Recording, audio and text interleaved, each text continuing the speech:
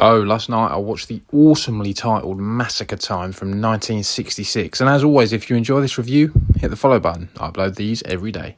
This spaghetti western was directed by Italian horror legend Lucio Fulci, and it was the first of 3 westerns he made in his career. Starring 2 stars who had great success at the European box office, Italian Franco Nero and Uruguayan-born George Hilton.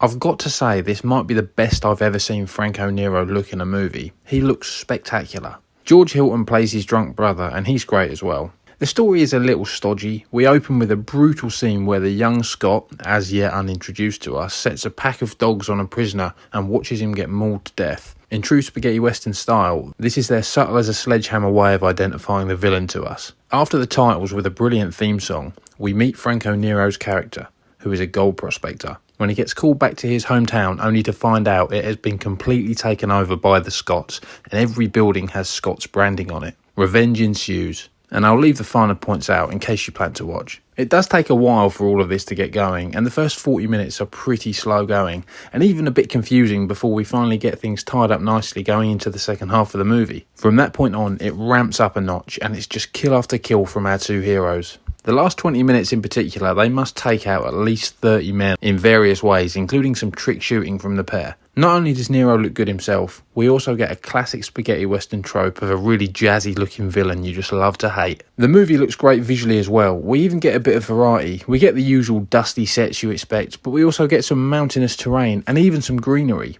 I enjoyed this, and the last 20 minutes will have you fist pumping and shouting hell yeah, but I think this movie will lose a lot of people before it gets the chance to flourish because the opening half is very slow going. I'm going to give it a 3 star, and at least half, maybe a whole star, is just for that last half an hour or so.